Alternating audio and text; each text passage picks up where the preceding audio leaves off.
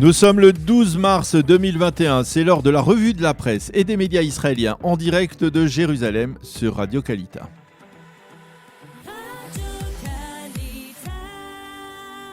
Et oui, nous retrouvons Daniel Haïka à Jérusalem. Daniel, à 11 jours des élections, il est presque naturel de débuter ce matin cette revue de la presse par les derniers sondages politiques. Oui, Lana, et nous commencerons par le sondage commun du Israël Hayom et de la chaîne i24 News, un sondage qui insiste sur une tendance que le quotidien résume en manchette. À droite, on approche des 61 députés de cette fameuse majorité parlementaire. Le Likoud obtient dans ce sondage 30 mandats. 18 pour Lapid et Yesh Atid qui se renforcent, 11 pour Yamina qui passe devant le nouvel espoir de Guidon Sa'ar à 10 mandats seulement, 9 pour la liste arabe, 8 pour le parti Chasse, 7 pour le judaïsme de la Torah orthodoxe, 7 également pour Avigdor Lieberman, 6 pour les travaillistes qui n'étaient qu'à 4 lors du précédent sondage, 5 pour le parti bleu-blanc de Benny Gantz, mais aussi pour le sionisme religieux, et 4 seulement pour le parti Meretz. Au niveau des blocs, celui des pro-Bibi totalise 60 mandats, celui des anti-Bibi donc 60 mandats également.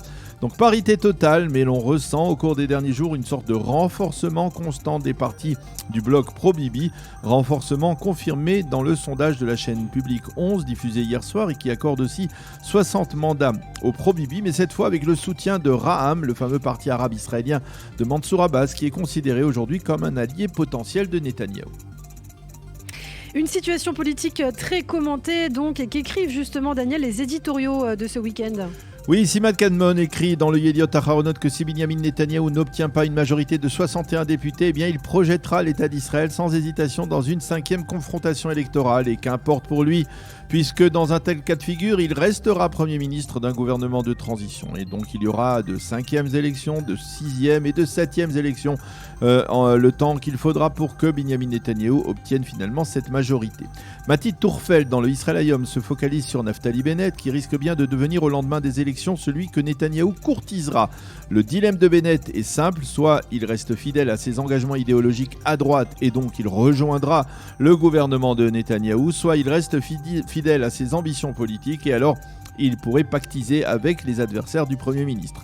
Quant à Chaim Schlein, toujours dans le Israël Hayom, il consacre ce matin son éditorial à certains journalistes israéliens comme Raviv Drucker de la chaîne 13 qui ont développé une obsession anti-Netanyahou et promettent même d'influer sur son procès afin qu'il soit condamné.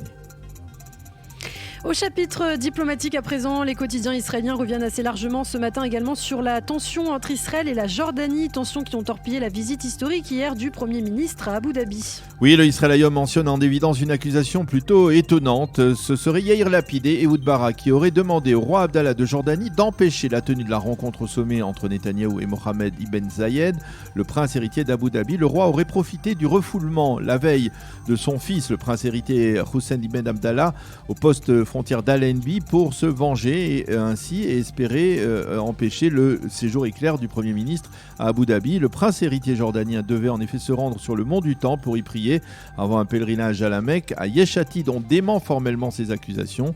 À Jérusalem, on a lancé hier soir des appels à l'apaisement. Le Premier ministre a parlé d'un malentendu avec les Jordaniens qui ont refusé à son avion de survoler l'espace aérien jordanien en route vers les Émirats. Et pour faire oublier l'incident diplomatique, Binyamin Netanyahou a annoncé que les Émirats avaient l'intention d'investir une somme considérable de 10 milliards de dollars en Israël. Le Yediot Aharonot annonce enfin que le Premier ministre a affirmé qu'il effectuera sa visite dans le Golfe Persique dans les prochains jours. Le Israël Hayom donne lui la parole à ses experts qui font remarquer que souvent les tensions entre Israël et la Jordanie ont pour source la situation sur le mont du Temple à Jérusalem. Oui, et l'expert en la matière, c'est Nadav Shragai dans le Israël Hayom qui explique qu'il y a actuellement un bras de fer intéressant entre les Saoudiens, nouveaux alliés d'Israël, et les Jordaniens. Shragai explique que la visite du prince héritier jordanien sur le mont du Temple était aussi destinée à prouver que la Jordanie restait le véritable maître de la montagne sainte à Jérusalem, et il explique que le dossier du mont du Temple est également présent dans les tractations entre Israël et l'Arabie Saoudite et il estime que les Saoudiens, déjà protecteurs des lieux saints de la Mecque et de Médina, semblent aujourd'hui s'intéresser aussi au mont du Temple, qui est le 3e lieu saint de l'islam.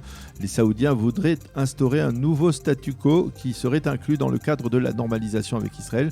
Il faut tout de même souligner que d'autres analystes israéliens estiment au contraire que les Saoudiens comprennent le caractère explosif du mont du Temple et estiment qu'étant déjà justement les gardiens des deux lieux saints de l'islam à la Mecque et Médina, ils n'ont plus besoin d'un troisième casse-tête.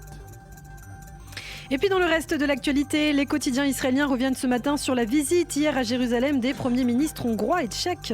Oui, les commentaires autour de cette visite se font en particulier dans le cadre de l'intérêt grandissant de certains pays européens pour l'expertise nouvelle d'Israël en matière de vaccination. Les deux premiers ministres ont en effet couvert d'éloges la gestion de la crise sanitaire par Benjamin Netanyahou et ont exprimé le souhait d'être partenaires dans la production de vaccins de la première et de la seconde génération par Israël.